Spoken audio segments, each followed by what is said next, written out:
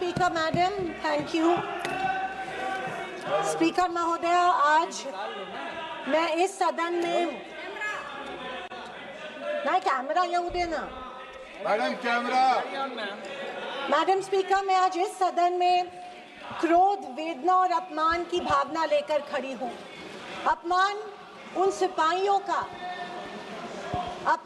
सिपाहियों का जिनको सीज फायर की ऑर्डर अपने देश के प्रधानमंत्री से नहीं बल्कि एक विदेशी से मिली।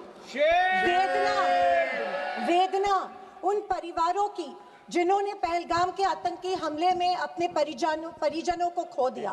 और क्रोध इस सरकार पर जो आज तक पहलगाम के आतंकी हमलावरों को न पकड़ पाई है और ना ही उनकी कुछ सुराग ढूंढ पाई है। ऑपरेशन सिंदूर नाम सुनने में देशभक्ति का लगता है, लेकिन असल में ये सिर्फ मीडिया पर किया सरकार का एक तमाशा था। कोई नहीं बता रहा है कि इस ऑपरेशन में हासिल क्या हुआ, कितने आतंकी पकड़े गए, हमारे कितने फाइटर जेट्स गिराए गए, कौन जिम्मेदार है, कौन किसकी गलती है। इसका हिसाब देने का दायित्व इस सरकार का है, मगर देश में सवाल पूछने पर ही पाबंदी है, क्योंकि ये सरकार सवाल सुनना ही नहीं चाहती है, बल्कि ये सरकार जवाबदेही से ही भागती है। अध्यक्ष महोदय, आज की परिस्थितियों को देख मुझे रोम में बने कॉलिसियम की याद आती है। विश्व की सबसे अविस्मरणीय और पुरानी इमारतों में एक है। रोम में बनी कॉलिसियम मनुष्य की कल्पकता और निर्माण क्षमता का एक अभूतपूर्व मिसाल है, पर इसके अलावा वो एक गंदे और घिनौनी राजनीति का भी प्रतीक है। कहा जाता है कि इसका निर्माण उस समय की जनता को खेल और मनोरंजन में उलझाए रखने के लिए किया गया था, ताकि जनता का मूल मुद्दों पर से ध्यान भटक जाए। कुछ ऐसा ही आज हमारे देश की सरकार करती प्रतीत हो रही है। पर अब खेल और मनोरंजन ही काफी नहीं है।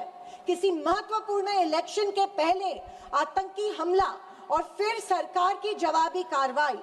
आतंकी आए कहां से, कहां गए, ये सरकार को कुछ नहीं पता, पर हमें पड़ोसी देश पर आक्रमण करना है और उसके आधार पर वोट बटोरने हैं। पहलगाम के आतंकी हमले में मारे गए बेगुनाहों की अभी चिता भी ठंडी नहीं हुई थी कि देश के प्रधानमंत्री बिहार में चुनावी रैली संबोधित करने गए। कोई जिए कोई मरे, इनको कुछ फर्क नहीं पड़ता। ये 24/7 चुनावी मोड में रहते हैं। फिर साहब की मार्केटिंग की तरकस से आया नया तीर, ऑपरेशन सिंदूर। मुझे हमारी सेना की बहादुरी पर बिल्कुल संदेह नहीं है।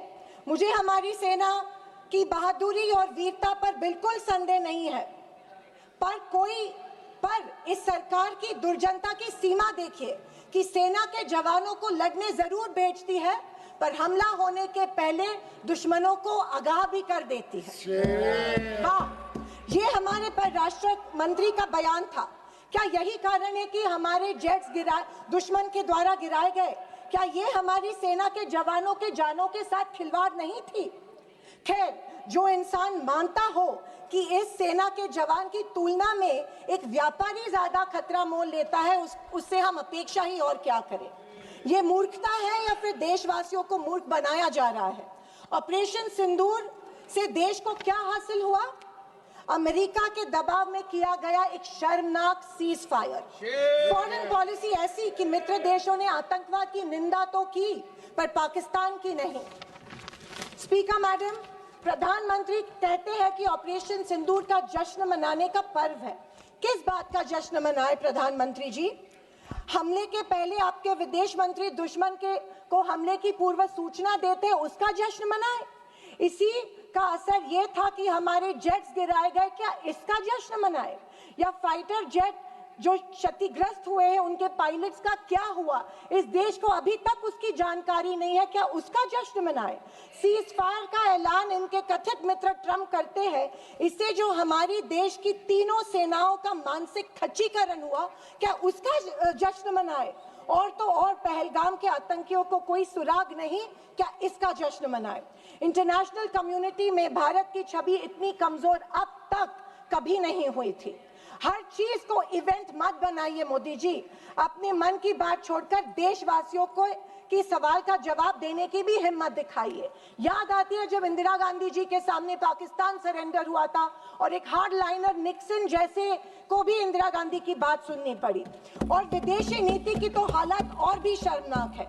हमारे पड़ोसी नेपाल, बांग्लादेश और श्रीलंका जो कभी भारत के सबसे करीब थे, आज हमारी पीठ पीछे चीन से हाथ मिला रहे हैं। एक समय था जब भारत के पास नेबरहुड फर्स्ट की नीति थी और आज हमारे पड़ोसी हमें लास्ट प्रायोरिटी मानते हैं। स्पीकर मैडम, विदेश जाकर इंडियन डायस्पोरा के साथ तस्वीर खिंचवाना ही विदेश नीति बन गई है। अब ये सरकार प्रश्न पत्र भी खुद बनाती है और उत्तर भी खुद तय करती है। जनता से कोई संवाद नहीं, पार्लियामेंट में कोई ट्रांसपेरेंसी नहीं। ये सरकार केवल प्रचार की मशीन बनकर काम कर रही है। पहलगांव के शहीदों के परिवारों को जवाब कौन देगा? सरकार की कूटनीति की असफलताओं को जवाब कौन देगा? चीन की बढ़ती घुसपैठ और पड़ोसी देशों की बेरुखी का जवाब कौन देगा? अगर सरकार जवाब नहीं देती है तो सरकार को सत्ता में बने रखने का कोई अधिकार नहीं है। विपक्ष का हर सांसद लोगों के सवालों को उठाता रहेगा और अगर सवालों से डरती है तो कुर्सी छोड़ो। ये कुर्सी, ये पद जवाबदेही का है, सिर्फ इवेंट सेलिब्रेशन का नहीं है। और अंत में मैं इतना ही कहना चाहती हूँ कि आवाज न सुनी हमारी, कुछ गम नहीं। आवाज न सुनी हमारी, कुछ गम नहीं। मजलूमों की चीखें तो सुन लीजिए।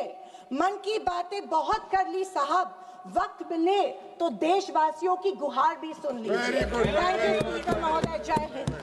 श्री सुनील